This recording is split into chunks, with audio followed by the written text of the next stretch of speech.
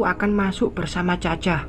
Aku harap kamu tidak keberatan menunggu di luar, ucap Miss Ria, menatapku di spion tengah depan setelah mobil diparkir. Aku membuang nafas besar dan berkata, "Boleh aku masuk melihat Mila?" Miss Ria memalingkan wajah ke belakang. Aku menyambutnya dengan menatap. Kamu tidak serius kan?" Miss Ria tampak ragu. "Apakah aku sedang bercanda?" tanyaku balik. "Bunda sama aku aja menemui Mama Mila," timpal Caca, terlihat senang dengan niatku. "Kamu tahu pemicu Mila sakit? Tentunya melihatmu, Luna. Lihat Caca, dia mirip denganku. Sebaiknya tidak usah. Lagian ini proses penyembuhan. Maafkan aku, Lun. Aku tidak bisa menuruti kemauanmu." "Ya sudah, aku akan menunggu di luar." Kami keluar dari mobil. Sampai di depan rumah sakit, aku memilih duduk di ruang tunggu. Miss Ria dan Caca masuk ke dalam, mengunjungi Mila. Aku bermain ponsel, menunggu, duduk sendiri. Hari ini pengunjung rumah sakit tampak sepi. Entah kenapa, teringat Rio. Dia melamarku, tapi belum minta persetujuan ibunya. Sebenarnya aku lelah, aku pasrah. Jika cintaku dan Rio tidak bersatu, cinta tidak harus memiliki, tapi alangkah bahagianya jika bisa bersatu. Dulu, Donna, Mila, dan Bayu mempermainkan hidupku. Aku seperti tidak berharga demi ambisi mereka. Sekarang semua berbalik. Donna kehilangan kakinya, Mila pasien rumah sakit ini, dan Bayu, aku tidak menyangka dia punya cinta untukku. Meskipun sudah tahu aku adalah Luna dengan wajah berbeda, aku tidak menyesali takdir ini. Dalam takdirku, aku dikaruniai seorang putri. Tuhan pasti punya maksud kenapa aku diberi kesempatan hidup kedua. Aku kira aku akan melalui proses kematian. Perutku kini meninggalkan bekas jahitan. "Luna," aku terkejut mendengar seseorang memanggilku. Kupalingkan muka ke samping. "Hai, Jov," sapaku. Melihatnya berdiri, lalu ia ikut duduk di bangku sampingku. "Kamu menyebut namaku dan bukan lelaki norak lagi," ucap Jovi tersenyum. "Tidak ada gunanya berdebat," jawabku, menatap ke depan. "Ya, justru kalau seia sekata mungkin akan cocok." "Apa?" Aku memalingkan muka padanya. Maksudku, kalau kita berteman, alangkah lebih baik." Aku membalas dengan senyum. Jovi bukan lelaki jahat seperti penilaianku pertama kali melihatnya. Cantik senyumnya. "Apa?" "Kamu lebih cantik tersenyum, tapi matamu tetap sendu." Aku diam. Apakah mataku tidak bisa berbohong? Betapa terlukanya hatiku melihat Caca bersemangat menemui Mila. Aku cemburu. "Nenek di mana?" Aku berusaha mengalihkan pembicaraan. "Di rumah," jawab Jovi. "Kamu menemui ibumu?" "Nenek sudah cerita ya. Aku sangat merindukan ibu, meskipun setiap hari ke sini." "Kamu masih beruntung. Aku saja tidak bisa menemui ibuku, tapi tidak tahu juga kalau malaikat maut menjemputku." Beruntung, kata-kata itu dalam maknanya dibahas kali ini. "Tapi kamu lebih beruntung." "Apa?" Aku menatapnya lagi sekilas. "Apakah masih ada keberuntungan bagiku?" "Iya, kamu beruntung," ucap Jovi, mengulanginya lagi. "Terserah kamu. Aku juga berharap selalu beruntung. Kamu beruntung disukai banyak pria, meskipun sudah punya anak." "Kamu mau memuji atau..." Aku tidak melanjutkan perkataan. Apakah bisa dikatakan keberuntungan jika tidak bisa bersatu dengan orang dicintai? mantan suamimu, masih mencintaimu. Rio juga. Meskipun aku tahu, awalnya kalian hanya saudara tiri. Tapi setelah Rio cerita, aku sangat mengerti hubungan kalian. Dan termasuk aku yang baru kenal.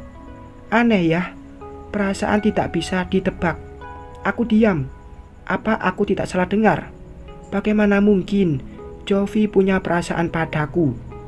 Tidak ada momen spesial tentang kami. Yang ada hanya diawali pertengkaran. Mungkin dia bercanda. Aku tidak tersanjung, maaf. Sombong, gumam Jovi, tersenyum. Aku membalas dengan senyum kecil. Pak Satpam, cepat tolong kami. Pasien di kamar 201 mengamuk. Putrinya disandra. Kami terkejut mendengar seorang perawat berteriak, memanggil satpam rumah sakit. Beberapa perawat juga terlihat berlari masuk. Satpam rumah sakit juga langsung berlari masuk. Sepertinya ada masalah serius di dalam. Jovi bangkit dan menghampiri salah satu perawat yang ingin masuk. Tunggu Bu, apa yang terjadi di dalam? Tanya Jovi. Pasien tahanan mengamuk dan menyandra putrinya. Entah dari mana dia mendapatkan pisau, jawab perawat. Pasien tahanan? Apakah yang dimaksud Mila? Siapa nama pasiennya, Bu? Tanyaku, mendekati perawat itu. Mila, maaf, kami terburu-buru. Lalu perawat itu berlari masuk. Tanpa pikir panjang, aku berlari masuk. Pikiranku dihantui kalau Caca dilukai Mila. Khawatir yang teramat dalam. Rasanya jantungku mau keluar. Tunggu Lun, ucap Jovi, lalu ikut berlari masuk. Caca, teriakku sambil berlari. Tunggu Lun, aku terus berlari.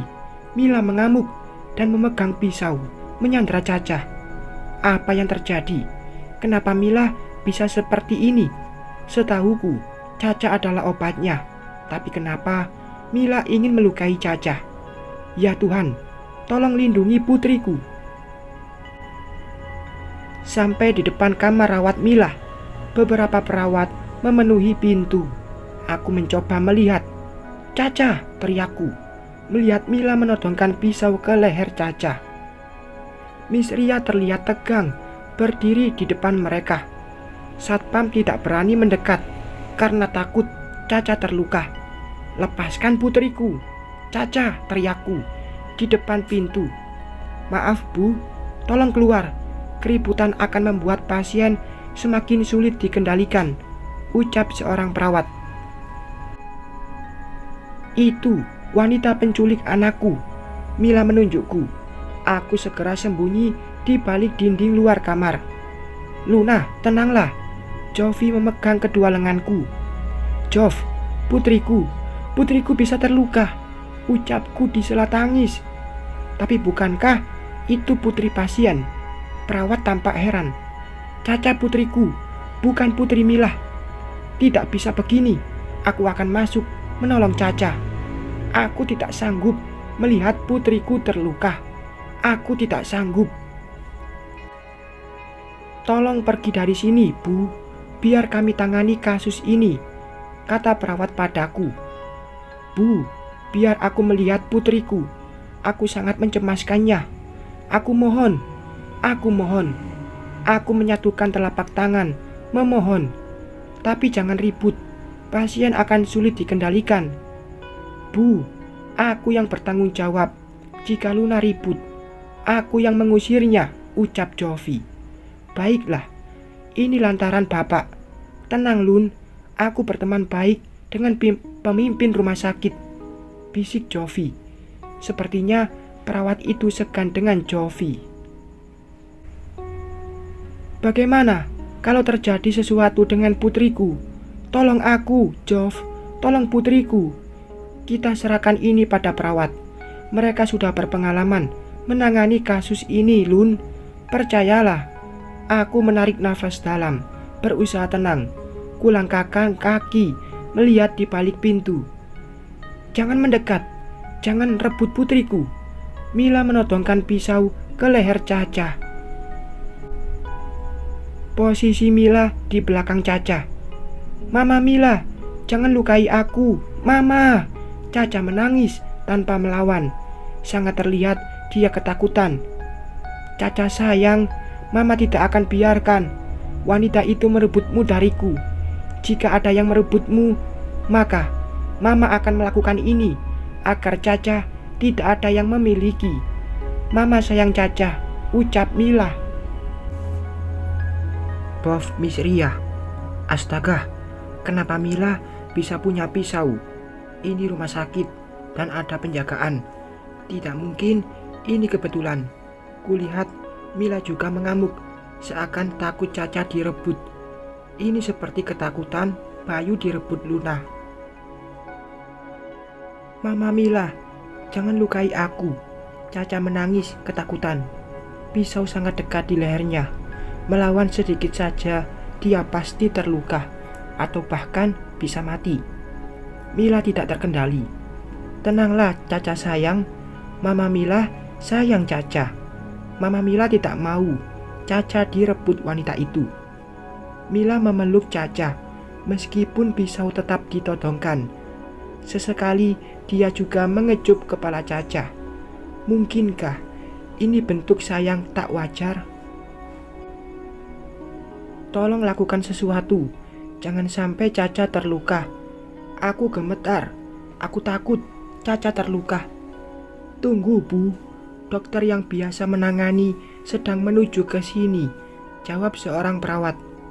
Kenapa lama sekali? Sabar Bu, sebentar lagi juga datang. Sabar, ini keadaan darurat. Caca bisa terluka. Orang gila tak akan dihukum. Bayu, aku akan menghubunginya. Aku beranjak dari kamar rawat Mila sampai di luar. Kamu harus tanggung jawab, putriku dalam bahaya. Aku terperanjat. Luna langsung mendekat.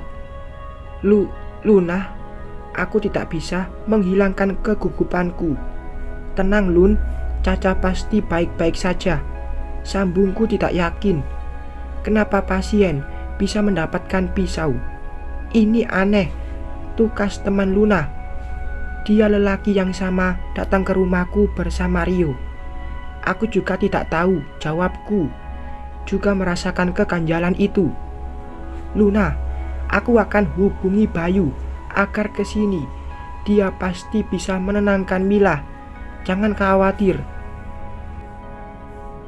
Jika terjadi sesuatu pada putriku, kamu yang bertanggung jawab, Miss, ucapan Luna sangat menekanku. Aku diam, menatapnya sesaat. Lalu ku hubungi Bayu. Luna masih menatapku. Aku gugup karena ini tanggung jawabku. Bayu, cepat ke sini. Mila menyandra Caca. Iya, cepat. Selesai bicara dengan Bayu, aku berusaha setenang mungkin, meskipun sulit. Melihat Caca, rasanya tidak tega. Aku memanfaatkannya demi tujuanku. Aku akan masuk. Jangan Luna, ku tahan lengan Luna. Dia memalingkan muka padaku. Aku tidak bisa menunggu lama. Putriku bisa mati. Ulah putrimu. Suara Luna sangat lantang. Baru kali ini dia bersuara seperti itu padaku. Aku maklum, ini salahku. Kepanikannya sangat sulit terkendali. Astaga, Luna, jika wanita itu melukaimu, gimana? Sebaiknya sabar. Tunggu dokter yang menanganinya datang. Tukas teman Luna. Tidak, Jov. Putriku dalam bahaya. Lebih baik aku yang terluka. Aku tidak bisa berbuat apa-apa. Mila bukannya sembuh, tapi kali ini bertambah gila. Apakah ini karma karena caraku salah?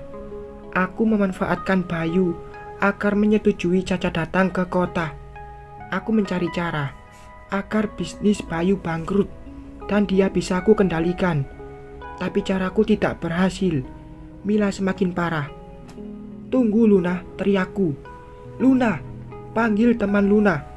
Ya Tuhan, Luna maksa masuk menyelamatkan Caca. Ini akan semakin berbahaya. Mila sangat membenci Luna. Baginya, Luna perebut Caca dan Bayu. Aku dan teman Luna langsung melihat ke dalam. Lepaskan Caca, Mila. Luna berdiri di depan Mila yang sedang menodongkan pisau ke leher Caca. Melihat kehadiran Luna, mata Mila membelalak. Tolong keluar, Bu. Ini sangat berbahaya. Tita salah satu perawat kepada Luna. Tapi Luna tidak menghiraukannya. Dia lebih mementingkan keselamatan Caca daripada dirinya yang sangat kemungkinan akan diserang Mila. Bunda, tolong aku. Caca menangis menatap Luna. Tenang sayang, Bunda pasti menyelamatkanmu, jawab Luna. Kamu perebut suamiku. Mila menodongkan pisau ke arah Luna. Caca dilepas. Saat itu juga, Mila, hentikan semua ini, ucap Luna sambil melihat Caca. Perlahan, Caca melangkah pelan, ingin menjauhi Mila. Kamu perebut putriku. Kamu juga merebut suamiku. Mata Mila merah melotot. Sangat terlihat dia membenci Luna. Badanku gemetar. Ini pertama kalinya aku merasa sangat khawatir. Luna bisa terluka, tapi aku tidak bisa berbuat apa-apa. Miss Ria, mana Caca? Tiba-tiba Bayu sudah muncul di belakangku. Ku palingkan muka. Kamu mau apa? Bayu menunjuk teman Luna yang berdiri di sampingku. Santai bro, lagian ini bukan rumahmu, jawab teman Luna. Cukup Bayu, sekarang lihat ke dalam. Luna dan Caca dalam bahaya, ucapku, menunjuk ke dalam. Bayu diam dengan nafas besar. Aku tahu, dia cemburu dengan teman Luna. Bunda, tolong bundaku. Kami terkejut mendengar Caca berteriak. Seketika kami melihat ke dalam. Ternyata Luna, teriak temannya, berlari masuk. Luna, panggil Bayu, langsung mengejar Luna. Astaga, Luna. Badanku terasa lemas, lututku goyah melihat Luna tergeletak di lantai, bersimbah. Pisau tertancap dekat. Caca menangis memegang tangan Luna. Sementara itu, Mila berhasil diamankan. Beberapa perawat dan satpam. Ha. Aku berhasil. Wanita itu. Ha. Mila tertawa senang, meskipun tangannya diikat. Matanya melihat Luna. Mama Mila jahat. Aku benci Mama, bentak Caca menatap Mila. Ha. Caca, sekarang tidak ada yang merebutmu dariku. Mama sayang Caca. Sini nak. Kamu bukan mamaku. Kamu seorang. Caca, jangan marah. Ha. Aku berhasil. Suami dan anakku tidak akan ada yang merebutnya. Ha. Aku tak sanggup melihatnya. Luna tidak bergerak. Pisau itu tertancap. Mungkinkah dia akan mati? Bayu, teman Luna, dan beberapa perawat membawa Luna menuju pintu dan mungkin akan dipindahkan ke rumah sakit lain. Caca menangis mengiringi ibunya. Bersambung.